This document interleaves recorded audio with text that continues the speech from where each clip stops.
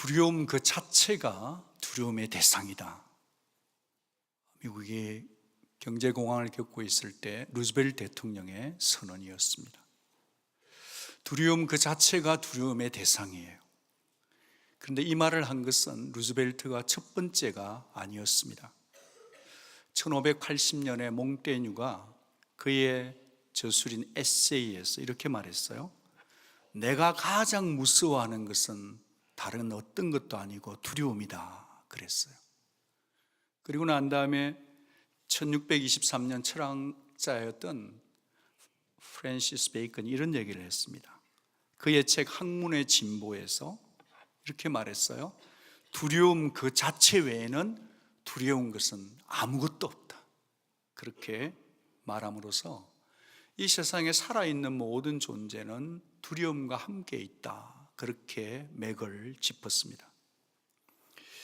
잔하고 수젠 예이츠가 쓴 책 중에 자녀교육책 가운데 성품이 자녀의 인생을 결정한대요.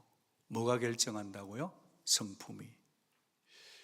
경건한 크리스천일 뿐 아니라 5명의 자녀를 길렀던 이 엄마 아빠의 인생의 지혜, 자녀교육의 지혜 가운데 굳센 신앙의 성품이 있으면 어려움을, 두려움을 이길 수 있다 그랬습니다. 그 가운데 이 두 부부가 제안한 것이 있습니다. 이 역경을 뚫고 나가려면 자녀들에게 3가지가 필요하대요. 그 첫째는 안정감이 필요하답니다. 안정감을 가진 아이가 두려움을 뚫고 나간다는 거죠. 둘째는 확신이 있어야 되는데 분명한 확신이 필요하답니다. 셋째는 방향 감각을 가지고 있어야 한대요. 다시 한번 말씀드리면 안정감과 분명한 확신과 방향 감각을 가지고 있을 때 자녀가 장애물을 뛰어넘을 수 있다. 오늘 1부 예배 2부 비트윈에 자기의 딸이 아주 똑똑한 의과대 학생인데 너무 완벽하게 잘하려고 하는 것 때문에 자신의 삶이 너무 힘들어서 오늘 이 얘기를 꼭 카톡으로 해주고 싶다 그랬어요. 그래요.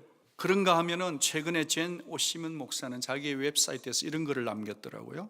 두려움과 싸울 수 있는 3가지 진리, 두려움과 싸울 수 있는 3가지 진리를 말하면서 두려움이 너무 많이 몰아치는데 그 3가지는 첫째는 내 인생은 나의 것이 아님을 선포하라. 신앙인이니까 하나님께 속했다는 거죠. 둘째는 하나님은 결코 나를 떠나지 않으신다고 선포하라는 거예요. 셋째는 주님 안에서 기쁨을 선택하라는 거예요. 이만큼 다양한 두려움에 관한 주제가 거론되는 것을 보면 이 세상 살아가는 것이 두려움의 파도 속에 끝없이 밀려오는 두려움의 파도 속에 우리도 있다라는 반증인 것 같습니다. 크리스천들일지라도 두려움은 함께 있습니다. 그래서 저는 앞에서 읽었던 모았던 자료들 속에서 안정감, 분명한 확신, 삶의 방향성, 내 삶은 내 것이 아니다, 하나님 날 버리지 않아요, 나는 어떤 상황에도 기쁨 선택해요라고 하는 이런 것들이 우리에게 찾아오는 두려움을 어느 정도 이길 수 있다라고 믿습니다. 그래서 여러분을 설득하고 있는 거예요. 여러분, 우리는 두려움이 찾아오게 되어 있는데 이것을 어떻게 맞설 수 있는 용기를 가질 것인가, 그것이 우리 모두에게 필요하다고 봅니다. 오늘 여기 본문 말씀을 읽다 보면 성도가 두려움을 맞서서 이길 수 있는 용기 엑기스가 다 들어있는 것 같아요. 홍삼 엑기스보다 오늘 말씀이 훨씬 좋습니다. 여러분, 오늘 말씀을 보면 2번씩이나 두려워하지 말라고 강추해요. 요청해요. 오늘 말씀에 2번씩이나 두려워하지 말라고 그러는데 이 두려움이 어떤 두려움인가를 생각해 보면 이 두려움은 아직 들이닥치지 않은 두려움이에요. 이미 들이닥쳐버린 두려움이 아니고 들이닥치지 않은 상태의 두려움이에요. 저희 집사람하고 이렇게 차 타고 운전해 오면서 여보, 자, 흔히 당신은 언제 두려워 그러니까 이렇게 얘기하더라고요. 두려움이 닥치지 않았을 때 그때가 제일 힘들대. 들이닥치면 자기는 오케이, 뭐 싸워야지 뭐. 지금 이 본문이 두려워하지 말라라고 하는 것이 아직 두려움이 들이닥친 상태가 아니라 닥치기 직전, 아직 두려움이 임하지 않은 상태에 주님이 아시고 두 번씩이나 두려워하지 말라라고 말씀하신다는 거예요. 왜 두려운가?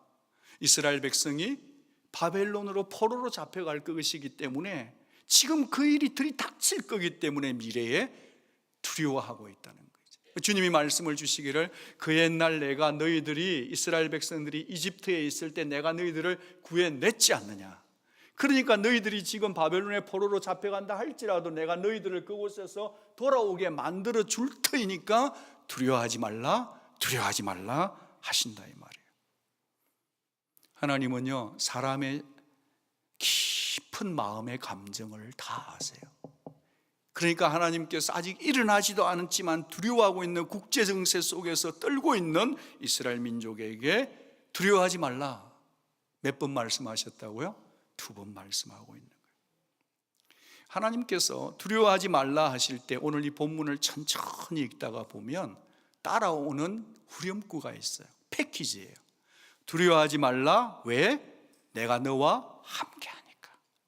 두려워하지 말아도 된다. 왜냐? 내가 너와 함께 하니까. 이게 두 가지가, 두려워하지 말라, 내가 너와 함께 하거든, 두려워하지 않아도 된다니까, 내가 너와 함께 한다니까, 그렇게 지금 오고 있는 2절과 5절에서 그래요.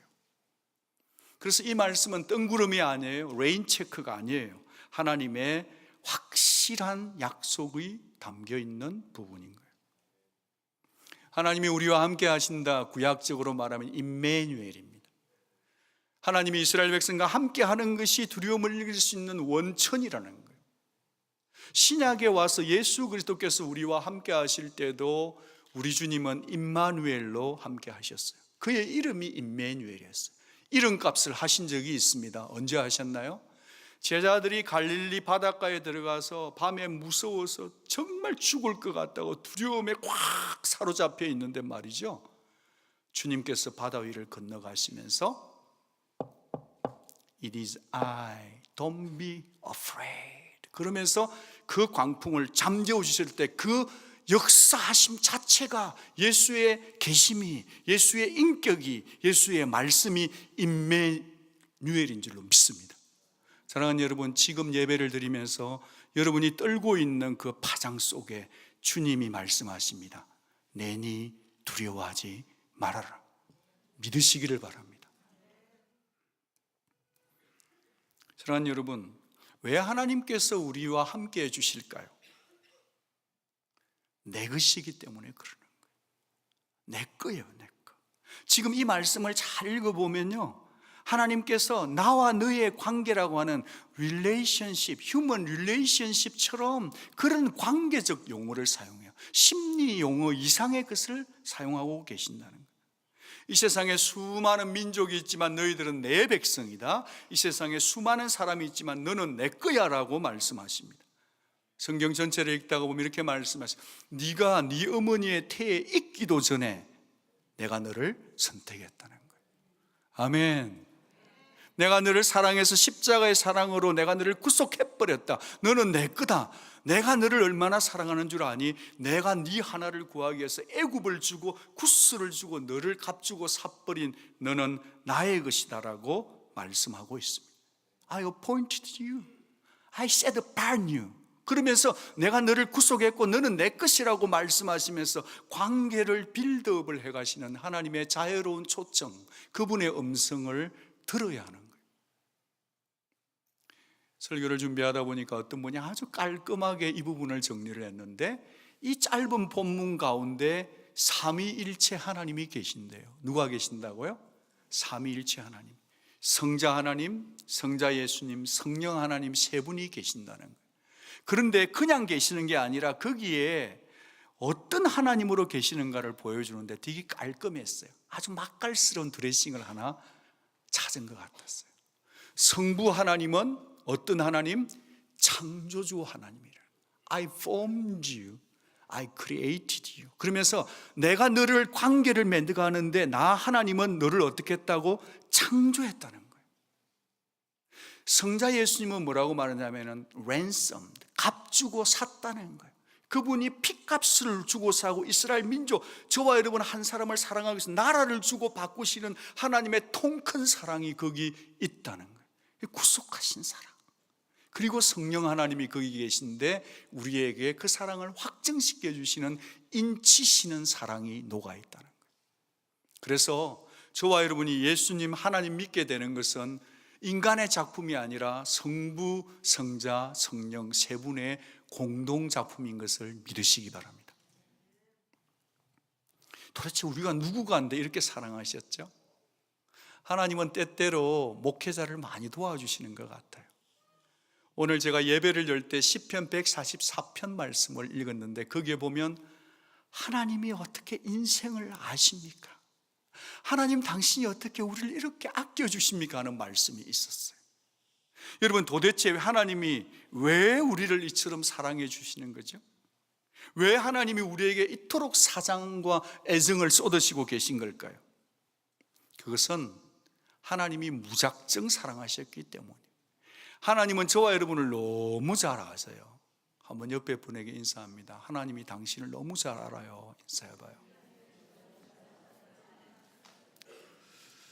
어떻게 잘 아시느냐 하면 오늘 1절 말씀을 한번 같이 보면 하나님이 이스라엘 민족을 부를 때 두 번 이름을 다르게 불러요. 이 다르게 부르는데 무엇을 먼저 부르는가를 아는 것이 중요해요. 1절 같이 한번 앞부분만 읽겠습니다. 시작. 야곱아, 너를 창조하신 여호와께서 지금 말씀하시느니라. 이스라엘아, 너를 지으신 이가 지금 말씀하시느니라. 첫 번째는 뭐라고 불러요? 야곱아. 두 번째는요, 이스라엘아 라고 부르시면서 정말 하나님이 이스라엘을 알고 저와 여러분을 잘 아신다 이 말이에요.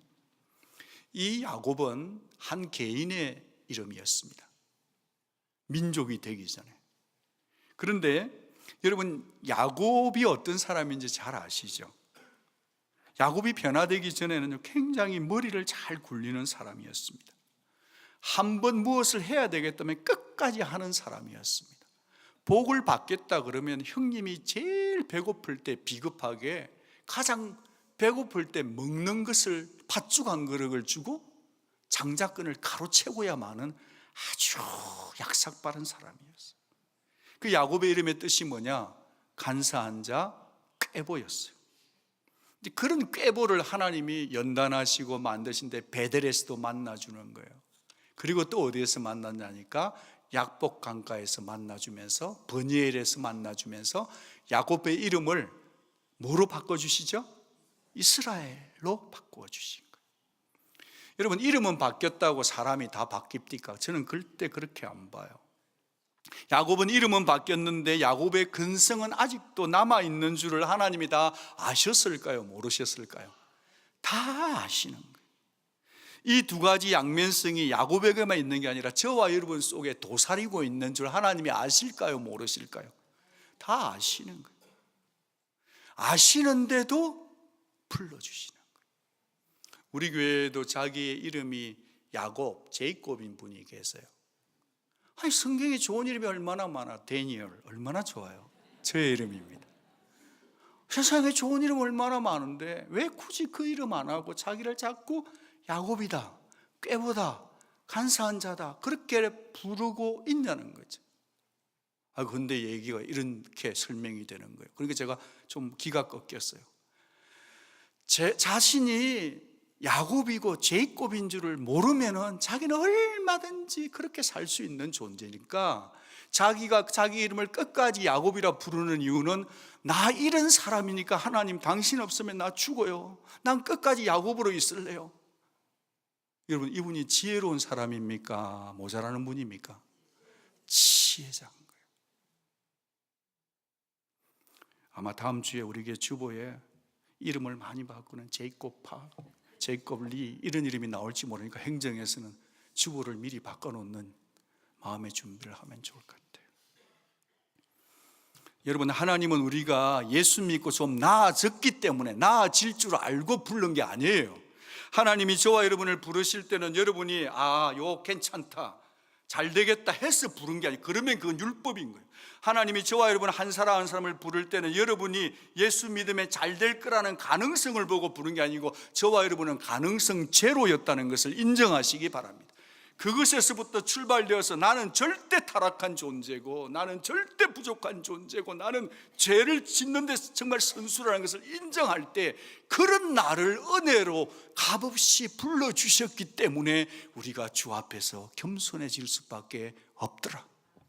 그게 깨달은 자가 은혜 인생인 줄로 믿는 것입니다, 여러분. 그래서 하나님께서 야고바를 먼저 부르고 그 다음에는 이스라엘아 불러주시는 거예요. 지금 이스라엘이 다 바뀌었어요? 아니에요. 진짜 혼내켜가지고 지금 바벨론으로 가기 직전인데 그 자녀를 보고 야고바, 이스라엘아 내 마음 좀 알아다오. 나는 너를 이스라엘로 불렀단 말이다. 좀 알아다오 하시는 그 마음이 들려줘야 돼요. 저와 여러분도 마찬가지. 마치 노예시장에서 노예를 사고 팔 때 돈을 주고 값을 사는 것처럼 예수의 피값으로 저와 여러분이 죄의 노예였는데 저와 여러분을 예수의 피값으로 사서 더 이상 죄의 노예가 아니고 죄의 종이 아니라 의의 종, 성령의 종이 될 줄로 믿고 그냥 우리를 값주고 사주신 이 하나님의 전적인 은혜를 누리고 고백하는 저와 여러분 되기를 축복하는 겁니다. 사람은 자신이 누군지를 알 때 이게 온대요. 그게 뭐냐? 안정감이 온대요. 안정감. 뭐가 온다고요? 여러분, 사람이 정체성이 있어야 소속이 분명해야 흔들리지 않는 거예요. 지난주에 우리 교회에 한국에서 박현식이라는 형제가 왔어요. 뭐 하는 사람이냐 하면 전투기 조종사예요. 한국에 최신 전투기가 들어가면서 미국에 연수를 받으러 왔어요. 그러니까 군인 정신이 아주 팍 박혀 계시더라고요. 이분에게 아무리 미국이 좋은데 미국에 좀 사세요. 온 김에. 이 사람이 까딱할까요? 안 할까요? 까딱을 안 하는 거예요.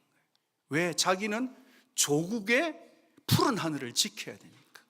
흔들림이 없는 거예요.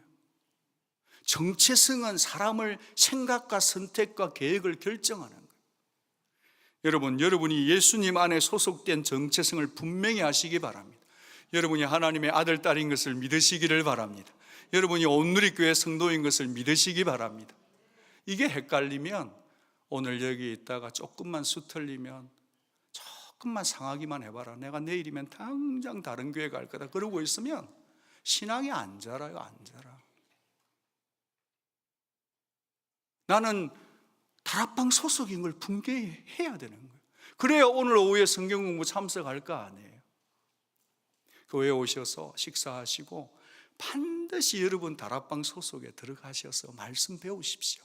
그래야 여러분이 돌아가셨을 때 장례 예배 때 신실한 성도들이 와서 여러분에게 울어주는 거예요. 인생은 오늘 지금 잘 살아야 합니다. 여러분의 정체성을 분명히 하고 인생을 사는 것이 나의 미래인 줄 믿으시기를 바랍니다. 소속을 분명히 하셔야 돼요. 여러분, 소속을 분명히 해도요, 지금 만만치가 않아요. 전쟁이. 소속을 분명히 하고 내가 하나님의 자녀다, 신앙인이다 해도요, 거친 파도 계속 밀려옵디다. 그게 그렇게 쉬운 일이 아니란 말이에요. 굉장히 중요하단 말이에요. 소속을 분명히 해야 돼요. 여러분, 성도가 제가 볼 때 참 건너가기 힘든 강이 하나 있는데 그것은 기다림의 강인 것 같아요. 무슨 강이라고요?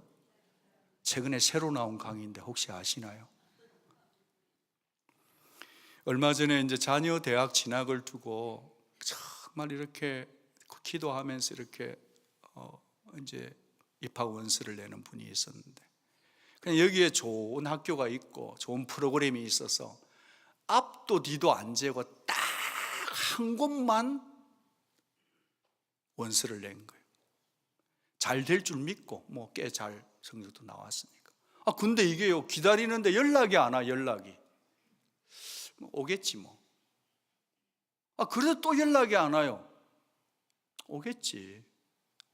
그래도 연락이 안 오네. 이제 이러니까 어때요? 마음이 왔다 갔다 하는 거죠. 그래도 안 와. 그래서 참다 못하고 이 엄마가 딸에게 아이고 우리가 있잖아 그래도 한 군데라도 더 내보는 건데 라고 얘기를 했네. 근데 이 딸이 갑자기 엄마를 한 방 미긴 거예요. 뭐라는 게 아니고 엄마 좀 하나님을 믿고 내었으면은 하나님이 알아서 해주겠지. 신앙은 기다림이라고 엄마가 얘기했잖아. 그러는 바람에 엄마가 그냥 그래도 엄마 속이 얼마나 타요.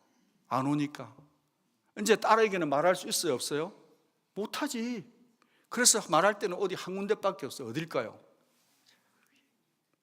그래서 하루는 기도를 하는데 뭐가 저 뒤에서 저야 하는데 어디 기도원에서 갑자기 내려온 원장님이 오셨더라고요. 그래서 우리 교회 이런 스타일이 없는데 누굴 제가 돌아볼 수도 없고 요래가 싹 봤어요.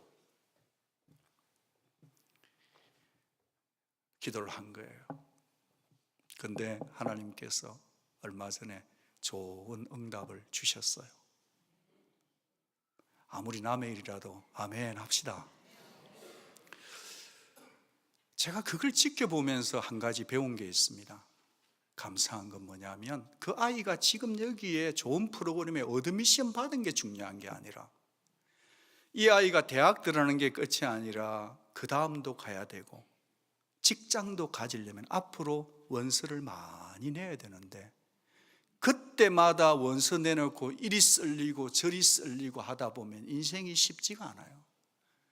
이 아이에게 주신, 이 가정에 주신 복은 뭐냐 하면 이 기다림의 강을 믿음으로 지나가 봤기 때문에 다음에 또 어떤 기다림의 강을 넘어갈 때 이들은 믿음으로 건너갈 수 있다는 자체가 가장 중요한 복인 줄로 믿는 거예요. 어떤 어드미션보다 더 귀중한 어드미션은 믿음의 어드미션인 걸로 믿습니다. 할렐루야. 여러분, 목사님 또 어디서 좋은 약 가져와가지고 우리를 자꾸 설득하시는데 목사님 진짜 그렇게 좋은 일만 있습니까? 라고 물으시면 아니라고 저는 말씀드립니다. 야, 사탄이가요 요즘 바빠요. 지난주에도 우리 교회 이런저런 일들이 많았어요. 경건하게 살려고 하면 할수록 우리에게 찾아오는 두려움이 많다는 것을 알아야 합니다. 옆에 분에게 인사합시다. 경건하게 살면 일이 복잡해진대. 여러분, 그래도 믿음으로 받아내시기를 축복합니다. 신앙은 단순한 게 아니에요. 들어보세요. 지난주일 날 어느 분이 예배 잘 드리려고 애 데리고 투애리온을 내려오는데요, 아무 잘못이 없는데 옆에 분이 그냥 라인을 1차선에서 끝차선으로 옮기면서 들이치고 도망가 버렸어요. 뺑소니야. 차가 뺑뺑뺑 돌았는데 이쪽 저쪽 안 붙이고 다행히 그 딱 빈 공간에 차를 딱 세운 거예요. 애들도 안 다치고. 그러면서 예배 드리러 왔어야 했는데 예배 못 드려서 죄송하다고 연락이 왔고 아이들이 믿음이 뗀실한 거예요. 감사했어요. 살았으니까. 또 어떤 분은 갑자기 통증이 와가지고 전화가 왔어요. 저희 집사람에게. 같이 기도했어요. 좀 나았다 했는데 도저히 아파서 안 되는 거예요. 그래가지고 응급차를 앰뷸런스를 타고 가가지고 결국은 이 담석증 수술을 했다는 거예요. 또 어떤 분은요, 아니 성경 공부 잘했어요. 그래가지고 집에를 갔는데 집에 가면 이분이 되게 이제 교회 할 때는 그래도 좀 깨끗한 옷 입고 오니까 일단 집에 가면 뭐부터 하냐면은 큰 방에 들어가서 옷부터 거는데 그날따라 그리 안 하시고 부엌으로 가셔서 그냥 저녁에 식사할 거 창거리 물소리 좀 내고 한 바퀴 돌리고 반찬 준비를 좀 하고 그래가지고 제일 큰 방에 문을 싹 열었는데 어머나 세상에 그분이 오신 거 있죠. 도둑님이. 그래가지고 유리창을 깨고 들어와가지고 그 보석함 열고 옷 같은 거 다 했는데 아니 다 안 가져가고 남겨놨더래요. 왜 그랬냐 하니까 물소리가 나니까 놀래가지고 대충 훑어가지고 튀어나간 거예요. 그래서 아이고 어떡해요 공부하러 왔다가. 그런데 그분이 해석이 목사보다 훨씬 믿음이 좋은 거 있죠. 목사님, 내가 평상시에는 바로 메인 베드에 갔는데 그랬으면 나 어쩌면 죽었을지도 모르는데 웬 은혜 웬 사랑으로 부엌 가서 물소리 다 내고 나니까 뭐 몇 개 가져갔지만 많이 남았어요. 그 내 생명도 살았어요 이러는 거예요. 여러분, 이분이 누군지 모르지만 박수 한번 합시다. 일단은 야, 신앙은 해석인데요. 여러분, 예수 잘 믿는다고 뭐 좋은 일만 있다, 택도 없는 얘기입니다. 예수 잘 믿어도 수많은 일들이 우리 가까이에, 아주 가까이에 있어요. 여러분들이 제가 그분들 이름 밝히면 여러분 깜짝 놀랄걸요. 사랑하는 여러분, 생이란 게 그렇게 만만치가 않아요.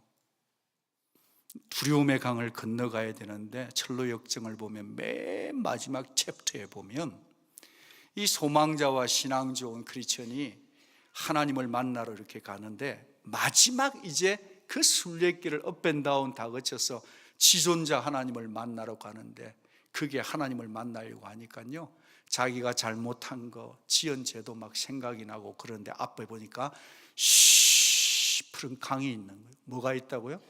강이 있어요. 건너가야 되는데 자기가 잘못한 게 많이 생각이 나. 내가 어떻게 저 영광의 하나님 계신 곳으로 갈고 가고는 싶은데 어찌할꼬 그래 있는데 옆에 천사가 있어서 물어봐요.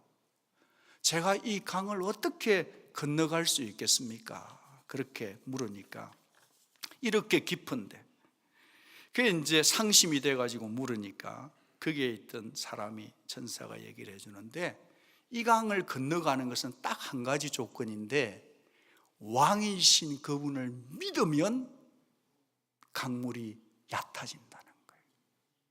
무슨 얘기죠? 이 강을 건너서 하나님을 만날 때 우리가 하나님 만날 수 있는 유일한 근거는 왕 되신 예수, 우리를 위해 죽은 예수, 죽으시고 부활하신 평강의 왕이신 그 예수를 믿으면 그 강을 건너갈 수 있는 것입니다. 그러나 예수 믿지 않으면 아무리 강한 자라도, 아무리 똑똑한 자라도, 아무리 힘센 자라도, 아무리 수영을 잘하는 우리 주화행자라도 못 건너갈지도 몰라요. 신앙으로 가야 되는 것이니까. 주화행자는 걱정 없어요. 수영도 잘하는 데다가 믿음이 좋으니까 그냥 가는 거지. 사랑하는 여러분, 우리의 인생이 살아가는 모든 이 파도, 두려움의 파도 속에서도 예수밖에 없지만 우리의 마지막 호흡이 끝날 때에도 마지막은 예수 그분을 믿는 것만 우리의 보상인 줄을 믿으시기를 바랍니다. 여러분, 혹시 그런 뉴스 들으셨는지 모르겠어요. 지난 17일 날 여성기장 태미 조 슐츠가 이렇게 비행 조정을 해서 가는데 148명의 승객이 타고 있었어요. 어느 항공사인지는 제가 밝히지는 않게, 대한항공은 아니에요. 미국 항공사인데 이 비행기가 이륙을 해가지고 탁 3만 피트를 떴는데 갑자기 엔진 하나가 폭발이 돼버린 거예요. 문제가 생긴 거죠. 기내 안에는 막 센수 마스크 이런 게 막 떨어지면서 이제 어쩔 줄을 몰라 하는 그런 혼돈 상태에 있는데 이 여성 기장 태미 조 슐츠가 아주 침착하게 그 비행기를 잘 돌려서 필라델피아 공항에 안전하게 착륙을 시켰어요. 그러니까 막 살아남은 148명이요 SNS에 글을 엄청 남겼어요. 여러분, 나쁜 것도 SNS에 엄청 빨리 올라가지만 좋은 일도 빨리 올라가요. 그래서 우리 잘 살아야 돼요, 여러분. 어떤 글이 올라왔느냐 하니까 조종사 태미 덕분에 안전하게 착륙했다. 하나님이 천사들을 보내 우리를 지켜주셨다. 여기저기서 막 하나님 얘기 나오면서 막 그렇게 됐는데 이분이 굉장히 신앙이 좋은 분이시더라고요. 그 어머니하고 인터뷰를 했는데 어머니가 이런 말을 적어놓은 것을 제가 소개해 드립니다. 두려운 상황이었겠지만 내 딸이 부여받은 평안과 지혜는 신앙의 힘이었을 것입니다. 하나님이 내 딸과 함께 계심을 찬양드립니다 그랬어요. 그냥 뭐 믿음 좋다고 다 비행기 착륙식이 그런 게 아니고 이분이 우주 항공 경험도 있고 그렇더라고요. 하나님 은혜와 우리가 잘 살아야 되는 게 같이 있는 것 같은데 어쨌든 결과론적으로 그 상황, 엔진 하나가 폭발되었음에도 불구하고 하나님을 신뢰하는 신앙으로 두려움을 이기고 랜딩했다 그러는 거죠. 사랑하는 여러분, 2절 말씀을 크게 한번 읽었으면 좋겠습니다. 여러분이 지금 어떤 어려움이 있는지 모르겠지만 두려움 없는 사람이 누가 있겠어요? 이 말씀을 그냥 탁 붙들고 내 인생의 배, 내 인생의 비행기, 내 가정 지키겠다는 마음 가지고 이 말씀 한번 목소리 다해 한번 읽었으면 합니다. 같이 읽겠습니다. 시작. 네가 물 가운데로 지날 때에 내가 너와 함께 할 것이라. 강을 건널 때에 물이 너를 침몰치 못할 것이며 네가 불 가운데로 지날 때에도 타지도 않을 것이요 불꽃이 너를 사르지도 못하리라. 아멘. 사랑하는 여러분, 저와 여러분이 어떻게 이 두려움을 이길 수 있는가? 하나님이 함께 하시기 때문이에요. 또 다른 이유 하나를, 좀 넓은 픽처 하나를 보고 싶은데, 첫 번째가 내와 너가 함께 하기 때문에 두려움을 이긴다고 한다면, 두 번째는 이 두려움을 이기는 것이 내 일이 아니고 하나님의 일이라는 거예요. 한번 받아봅시다. 두려움을 이기는 것은 내가 할 일이 아니라 하나님의 몫이다. 이걸 먼저 얘기하고 그 다음에 우리 몫에 대해서 좀 생각해 보고 싶어요. 7절 말씀을 같이 한번 읽어보겠습니다. 이것은 하나님의 자기 선언이에요. 하나님께서 이스라엘 민족에 대한 큰 그림이에요. 7절 같이 읽을게요. 시작. 내 이름으로 불려지는 모든 자 곧 내가 내 영광을 위하여 창조한 자를 오게 하라. 그를 내가 지었고 그를 내가 만들었느니라. 5절 6절에 보면 두려워하지 말라. 내가 너와 함께하여 네 자손을 어디에서부터? 동쪽에서부터 오게 하며 또 어디에서요? 서쪽에서부터 너를 모을 것이고 내가 북쪽에게 이르기를 내놔라. 남쪽에게 이르기를 가두지 말고 내놔라. 내 아들 딸들을 다 멀리서 이끌어내고 땅끝에서 끌고 오겠다. 이게 누구의 선언이죠? 하나님의 자기 선언이다 이 말이에요. 이 말씀 속에는 하나님의 블루프린트가 들어있다고 봅니다. 하나님의 The History of Redemption, 구원 역사를 이루어가는 하나님의 큰 픽처가 다 들어있는 거예요. 짧게 1차적으로 보면 이스라엘 민족이 바벨론으로 포로로 잡혀가지만 이들이 언젠가는 돌아오겠다. 누구의 힘으로? 자기 힘이 아니라 하나님의 힘으로, 약속으로 돌아오겠다는 거예요. 이 말씀이 진짜 아멘이고 정말 이게 영역을 확장하고 전 세계를 봐야 되는 이유는 뭐냐면, 하나님이 만약에 바벨론에서 돌아오는 그 얘기만 한다 그러면 성경에 내가 그를 이스라엘 동쪽에서부터 바벨론에서 돌아오겠다 해서 동쪽만 얘기하면 끝인데, 하나님은 뭐라 그래요? 동쪽뿐 아니라 서쪽뿐 아니라 남쪽뿐 아니라 북쪽에서 다 불러 모으겠다고 하는 전 세계를 경영하시는 하나님의 마음이, 비전이 거기에 녹아있다는 것을 우리가 알아야 된다 이 말이에요. 그래서 두 번째로 이걸 좀 확장해 보면 오순절 성령 사건을 생각해 보면 그때 모든 타민족이 다 와서 성령으로 새롭게 되어서 예수를 믿는 하늘의 영적인 이스라엘들이 몰려왔다 이 말이에요. 그리고 난 다음에 오늘 지금도 이 역사는 성령의 역사 안에서 이루어지고 있는 줄로 믿습니다. 이사야 43장 7절을 유대인으로 항정해서 보는 것은 너무 좁은 편협한 시각이에요.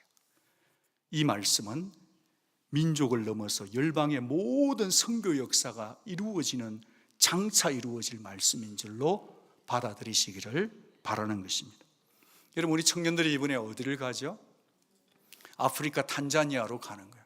이것도 하나님의 이 선교 역사 속에서 그 속에 있는 탄자니아의 사람들이 돌아오기를 원하는 하나님의 그림 속에 내포된 말씀이다. 그렇게 보고 싶은 것입니다. 사랑하는 여러분, 여러분이 뭔가 일을 하는데 자꾸 두려운 일이 생기면 여러분들은요, 전도의 사명을 분명히 하시기를 바라요. 선교의 사명, 내게 주어진 사명이 뭔지를 생각하고 다 선교사로 나가라는 얘기가 아니라 내 주변에 있는 가정에서부터, 이웃에서부터 어떻게 하든지 간에 하나님이 당신을 사랑한다는 얘기를 전달해 줄 수 있기를 부탁합니다. 여러분이 하나님의 비전을 분명히 하면 두려움이 떠나가게 되어 있다는 것을 기억해 주시기를 바랍니다. 여러분, 이런 하나님 아시죠? 하나님은 두려움을 모르시는 하나님이세요. 믿으십니까? 하나님은 평강의 왕이십니다. 그래서 하나님의 몫을 할 거니까 여러분 좀 여유를 가지세요. 그러면서 우리 자신이 그러면은 두려워하지 않기 위해서 어떻게 살아야 되겠는가는 우리의 몫을 짧게 좀 생각해 보고 싶습니다. 최근에 잠 비비어 목사님이 이 책을 썼는데요, 한번 보시겠어요? 크립토나이트인데요, 킬링 크립토나이트. 크립토나이트를 박살내버려라, 부숴버려라, 죽여버리라고 하는 그런 책입니다. 영적인 크립토나이트를 깨버리라, 그런 책인데 한글로는 영적인 무기력을 깨라 그러는 거예요.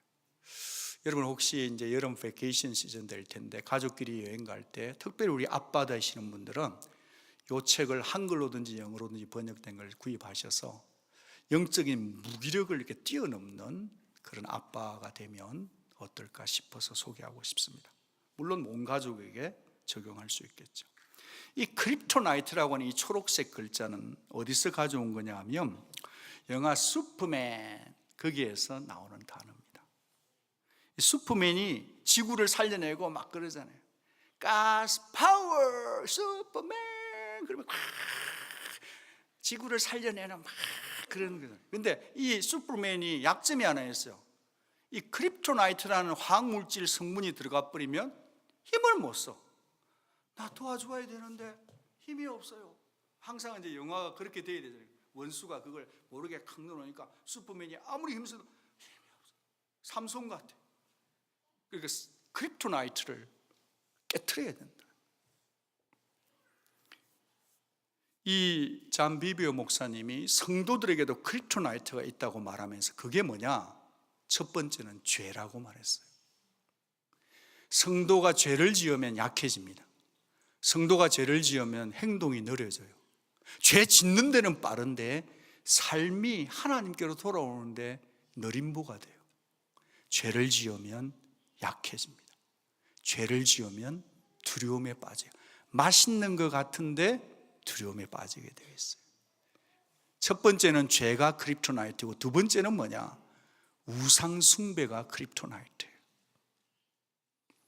여러분, 목사님 저는 우상 숭배 안 하고 이렇게 주일날 교회 왔는데 뭐 우상 숭배 얘기하세요 그럴지 모르겠지만, 우상 숭배는 뭐냐 하면 하나님으로부터만 힘을 공급받아야 되는데 하나님 외에 다른 것으로부터, 사람으로부터, 이 땅에 있는 것으로부터 도움을 기대하는 그 자체가 우상 숭배라는 거예요.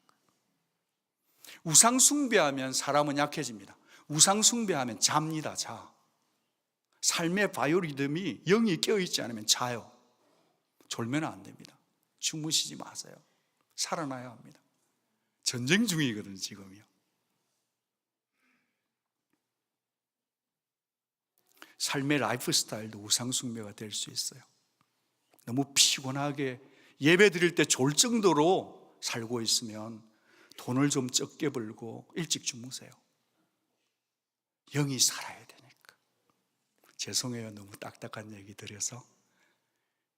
저와 여러분에게 하는 얘기예요. 살아야 돼요.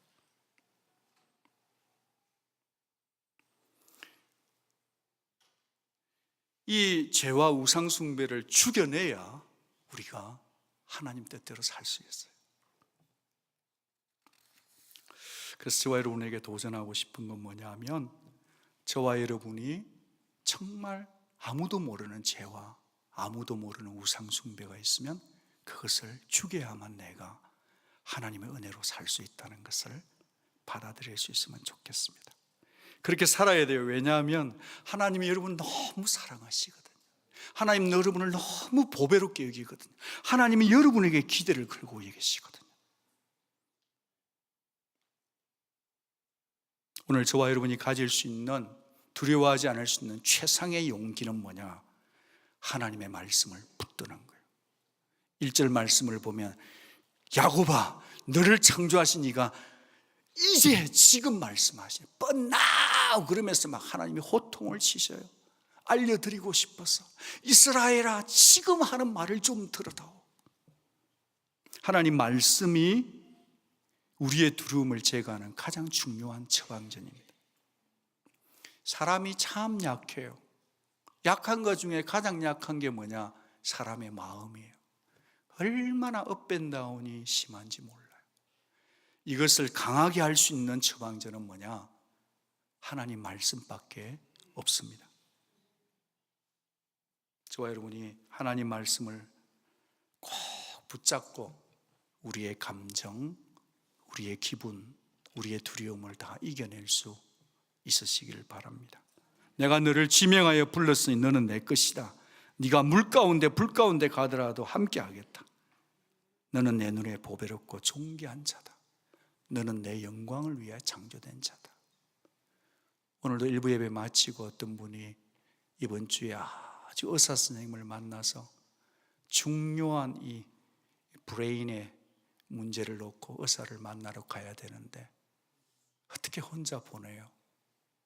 기도했어요. 주님이 당신과 함께 가시니 물 가운데 불 가운데라도 잘 통과하시고 하나님을 꼭 붙잡고 가십시오. 저는 여러분의 사정을 다 모릅니다. 경제적으로, 감정적으로, 영적으로 어떤 상황인지 모르지만 하나님은 다 아십니다. 하나님이 여러분과 함께 가시는 걸 믿으시고 하나님을 붙잡고 이 물을, 이 불을 지나가시는 두려워하지 않는 용기 있는 신앙인들이 다 되기를 주의 이름으로 축복합니다. 기도하겠습니다. 사랑하는 여러분, 우리가 오늘 말씀을 받았습니다. 말씀을 받고 교회에서 기도해야 합니다. 지금 이 시간에 기도하시기를 초대합니다. 주님이 이 자리에 계십니다. 성령님이 여러분의 기도를 도와주실 것입니다. 야곱아 너를